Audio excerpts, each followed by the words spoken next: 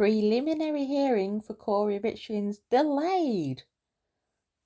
That's what we're going to go through today. Hello. Welcome to my channel. My name is Katie, and this is where we discuss true crime, politics, and current affairs. If you are a returning viewer, have you subscribed? Because clearly you like my content if you keep coming back for more.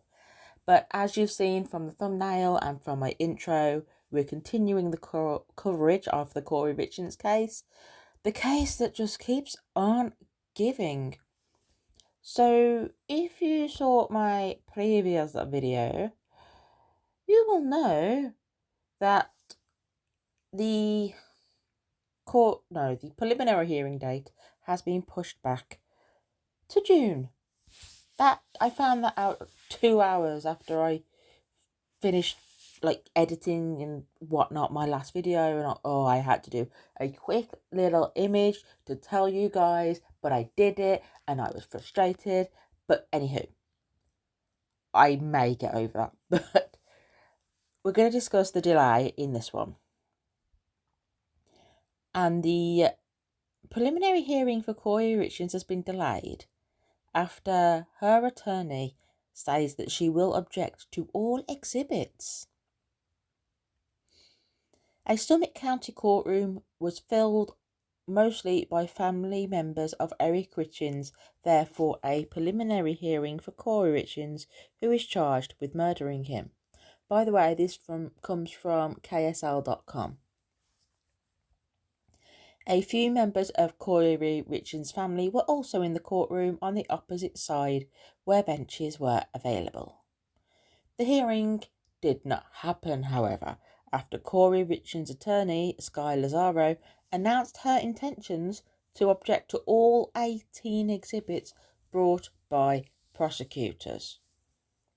Deputy Summit County Attorney Bradley Bloodworth said he was not prepared to argue about whether these exhibits were admissible.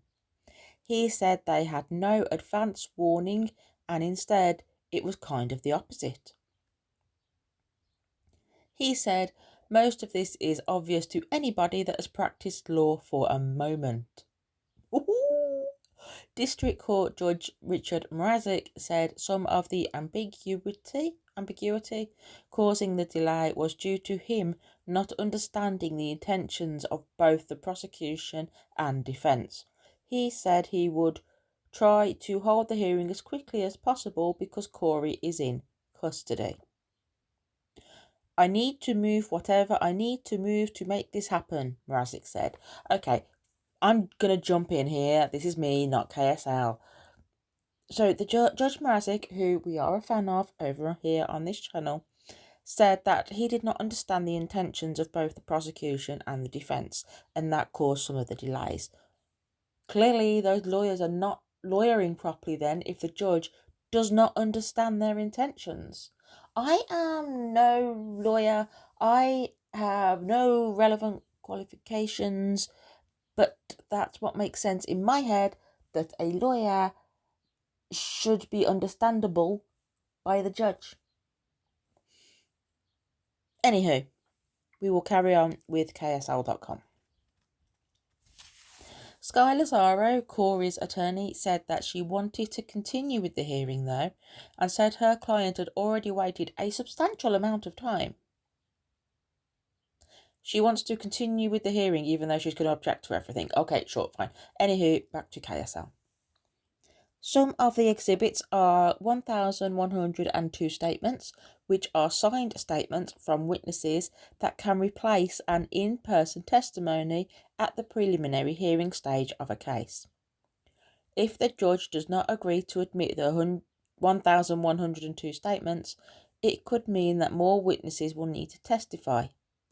Instead of the one-day hearing scheduled for May the 15th, there will now be a 3-day preliminary hearing on June 18th, 19th and 20th to give additional time should those witnesses need to testify.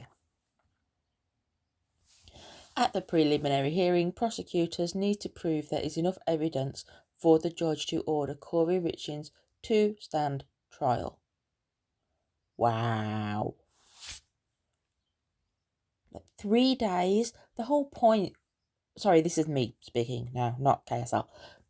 Those witness statements were to prevent the witnesses having to testify in person at a preliminary hearing, which would save a hell of a lot of time for the court, and it would, possibly help some of the witnesses in regards to their own potential mental health issues, because I imagine having to testify in court, if you're not used to it, is quite intimidating.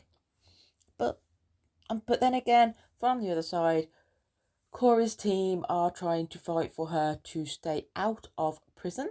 So yeah, they're going to throw everything at the wall and see what sticks, aren't they? Just a reminder about the general gist of the case, that Kouri was arrested 8th of May 2023, just over a year after Eric's death. And then earlier this year, additional charges were also filed. She now has 11 charges against her. Aggravated murder and attempted aggravated murder, because allegedly she attempted to kill Eric before, and 2 counts of distribution of a controlled substance, i.e. the fentanyl she tried to kill Eric with and the fentanyl she allegedly did kill Eric with, 2 counts of insurance fraud and 2 counts of mortgage fraud, and 3 counts of forgery. There's a lot going on, and there's civil cases surrounding it as well. And when I first started covering this case, back when Kouri was arrested, May 2023, I had no idea it would be this messy. It's a lot. But let me know what you think about this latest update, that the preliminary hearing has been pushed back to June, and it's going to take 3 whole days to do. Just a preliminary hearing. Let me know what you think. Don't forget to like, subscribe, comment, etc. They are free and it helps the channel. And come find me on Facebook. I will leave a link below. Come say hi. And yeah, that's it for this one. I'll see you in the next one. Bye.